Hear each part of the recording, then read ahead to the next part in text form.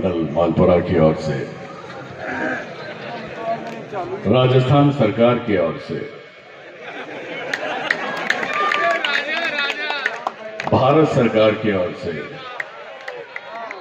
और संयुक्त राष्ट्र संघ की ओर से मैं अपना हार्दिक स्वागत करता हूं। क्योंकि आप लोग तो स्वागत की मुद्रा में बिल्कुल हैं नहीं, जिनका हो रहा है उनका उतारने के चक्कर में है। बहुत अच्छा साउंड है, एक बार आप इसे छोड़। ये भाई जो बीच में हाथ में लेकर खड़ा है और अपना पृष्ठभाग ये दिखा रहा है, तू सारी रात ऐसे ही खड़ा रहे? बेटा पीछे वालों का क्या दोष है? या तो तू साइड में आ जा।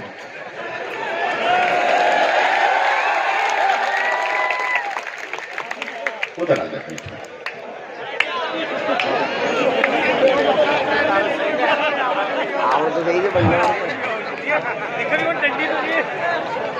अब ठीक है, बीच में ऐसा लग रहा था उन बेचारों का क्या दोष है, जो तू दिखा रहा है वो देखना नहीं चाह रहे हैं।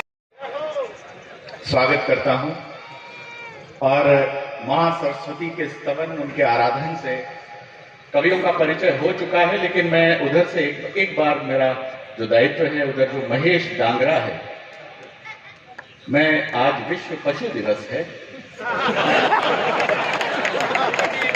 और इस अवसर पर मैं महेश डांगरा का हृदय से स्वागत करता हूं। नहीं, आप एक बार सुन लें तो महेश ओजस्वी रचनाकार है। मैंने आपके बारे में बहुत सुना, आपकी तारीफ बहुत सुनी। एक नया स्वर है, एक ऊर्जावान स्वर है।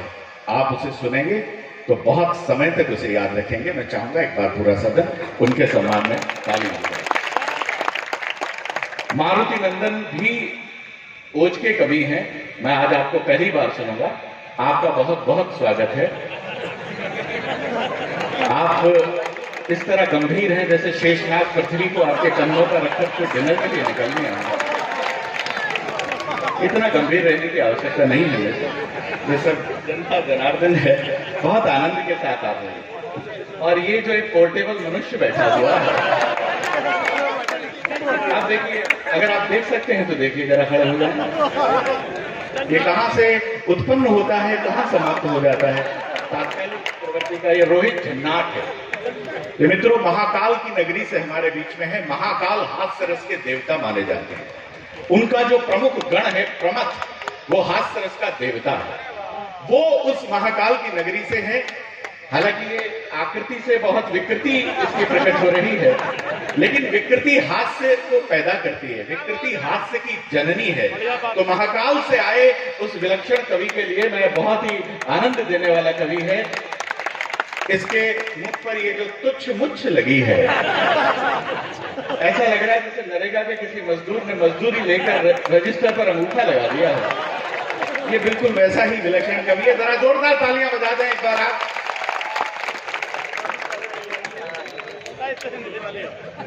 संपत सुरीला,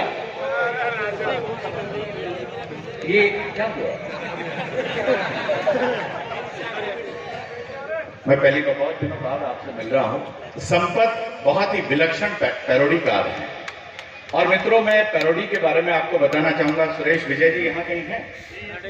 अभी यहीं हैं?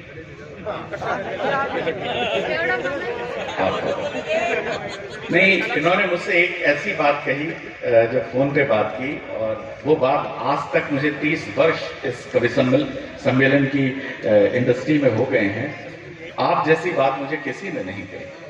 आपने कहा कवि सम्मेलन और कवि सम्मेलन का संचालन बहुत ही धर्मनिष्ठ होना चाहिए, संस्कृति निष्ठ होना चाहिए। और ये बात आपने तब कही है जब आप आज विश्व पशु दिवस है। लेकिन फिर भी मैं आपकी बात रखने का पूरा प्रयास करूंगा। संपत सुरीला, मित्रों 17वीं शताब्दी में कवियों आप लोगों को जरूर सुनना चाहिए, क्योंकि आपको जानकारी नहीं होगी, क्योंकि आप लोग कवि हैं। 17वीं शताब्दी में पहली बार पैरोडी लिखी गई। अलेक्जेंडर पोप ने रेप ऑफ द लॉक पहली पैरोडी लिखी। सैमुअल बटलर ने हुडी ब्रास दूसरी पैरोडी लिखी और 18वीं शताब्दी में जो पैरोडी लिखी गई वो भारत में लिखी गई, भारत में राजस्थान में लिखी गई, राजस्थान में जोधपुर में बड़लिया गांव में पैरोडी लिखी गई। 1822 में पृथ्वीराज रासो की तर्ज पर सीआर रासो पैरोडी लिखी गई। ये उस पैरोडी का प्रतिनिधि रचनाकार है। जरा जोरदार तालियां एक बार। आज के वो मंच का अलेक्जेंडर पोप है। जरा जोरदार तालियां एक बार बजा दीजिए संपत सुरीला के सम्मान में। और आपका परिचय कराने की आवश्यकता है नहीं, आपको सब जानते हैं, लेकिन मैं परिचय आपका कराऊंगा। मित्रों, आप डॉक्टर अनामिका अंबर हैं, आप डॉक्टर हैं। हमारा कई बार बीमार रहने का मन करता है। ऐसे डॉक्टरों को कौन बीमार नहीं होना चाहिए। देखिए, भारतीय मनुष्य अतिरिक्त भावुक होता है। हम लोगों के लिए जो मालाएं लाई गई थी,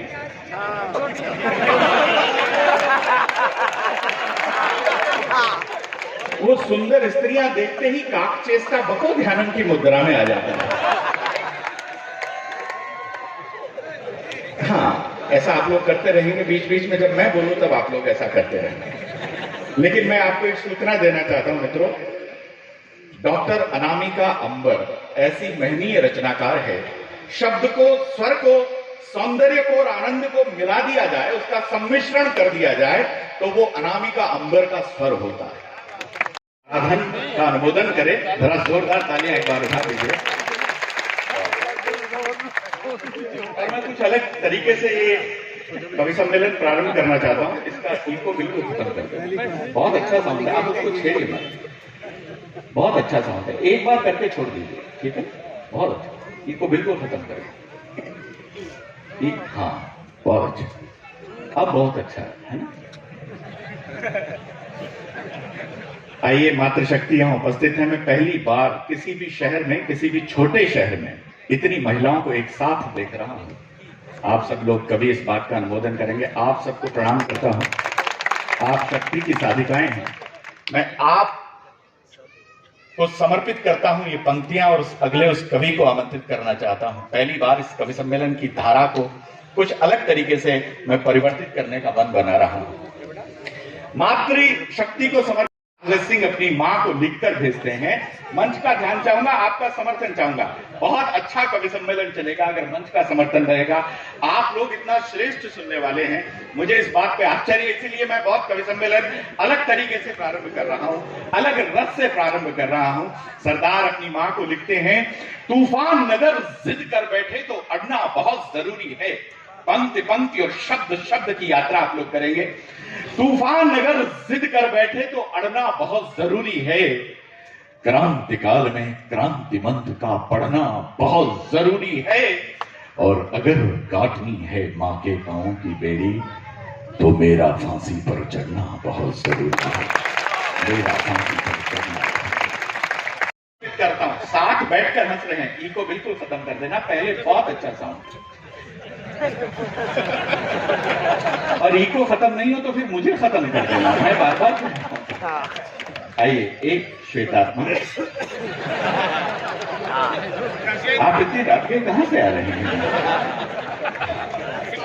इसी प्रकार ही आवागमन जारी रहेगा। इसी प्रकार आपका हास्य जारी रहेगा। तो हास्य क्या है? मैं चार पंक्तियों से उस अगले कवि को आमंत्रित करना चाहता हूं। हास्य क्या है? चाचा, आप सब भाई मिल बैठकर हंस रहे हैं। भाई की हंसी ताकत सवाई है। अगर आप भाई के साथ मिल बैठकर हंस रहे हैं, आशीष तुम सुनना, पहली बार सुनो। भाई की हंसी ताकत सवाई है और बहन की हंसी मजबूत कलाई है। मैं आप सबका आशीर्वाद चाहूंगा। बहनों की हंसी मजबूत कलाई है और पिता की हंसी बच्चों की असली कमाई है। और मातृशक्ति के लिए बहुत मां पर कविताएं होती हैं। मंच का भी ध्यान चाहूंगा। अगर मैंने कहने का प्रयास किया हो तो पिता की हंसी बच्चों की असली कमाई है और मां की हंसी प्रभु की प्रभुताई है। मां की हंसी प्रभु की प्रभुताई है और बच्चों की हंसी पीर की भुलाई है। अगर आपके सामने बच्चे हंसते हुए आ जाएं, आप कितने भी थके मांदे घर पहुंचे हो, आपकी सारी थकन दूर हो जाएगी। बच्चों की हंसी पीर की भुलाई है, और बेटियों के लिए समर्पित करता हूं, ये जो मेरी बेटियां सामने बैठी हैं इन्हें समर्पित करता हूं कि बेटी की हंसी बाप की असली दवाई है। बेटी की हंसी बाप की असली दवाई है। और सुनना रोहित, प्रेमिका की हंसी प्रेमिका की हंसी हवा हवाई है, और लुगाई की हंसी जेब की सफाई है। तो इस आपके हास्य को वृद्धि करने के लिए, उसकी समृद्धि करने के लिए एक ऐसा सुरेश जी, और कोई शेष है? नहीं हो तो बता दीजिए, मैं करवाता हूं फिर उसका सम्मान। पुलिस का सम्मान बहुत आवश्यक है। पुलिस बहुत ही अनुशासित होती है, मुझे ध्यान है उसका क्रम बन गया था, मैं उस क्रम में आया हूं, थोड़ा सा कभी का ध्यान भंग हो जाता है। वो हमारे लिए आदरणीय अतिथि हैं, मैं बिल्कुल अतिथियों का सम्मान करता हूं। वो एक थानेदार की शादी हो रही थी, थानेदार फेरों पर बैठा हुआ था। पुलिस का अनुशासन बता रहा हूं, थानेदार फेरों पे बैठा हुआ था कि अचानक एसपी साहब आ गए। थानेदार खड़ा हो गया, बोला आइए सर आप ले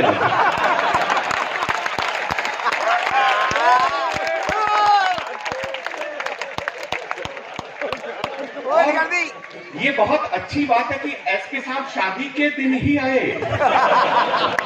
आइए रोहित, जरा जोरदार तालियां बजाएं।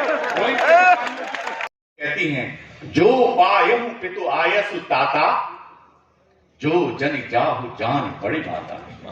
हे राम, जो तुम्हें तुम्हारे पिता ने आज्ञा दी है, तो मैं तुम पर 9 माह अधिक अधिकार रखती हूं, क्योंकि मैंने 9 माह तुम्हें कोख पे रखा है।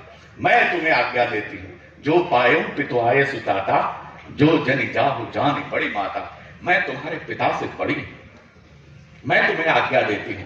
लेकिन अंत में एक बात वो कहती है, ये बात कौशल्या मां कह सकती है, और मैं मातृ शक्ति की उस प्रतिनिधि को आमंत्रित करना चाहता हूं इस पंक्तियों से। फिर वो कहती है कि जो पितुमात कहूं बन जाना। जब उन्हें पता लगा कि कैकेयी ने कहा है, उनके कहने से वनवास जा रहे हैं, जो पितुमात कहूं बन जाना, सो कानन सत अवध समाना। तो तुम्हारे लिए सारा जंगल वो अयोध्या के समान है। जाओ मेरे पुत्र, वो देवताओं से उनके कल्याण की कामना करती हैं। ये भारत की माता का किरदार है।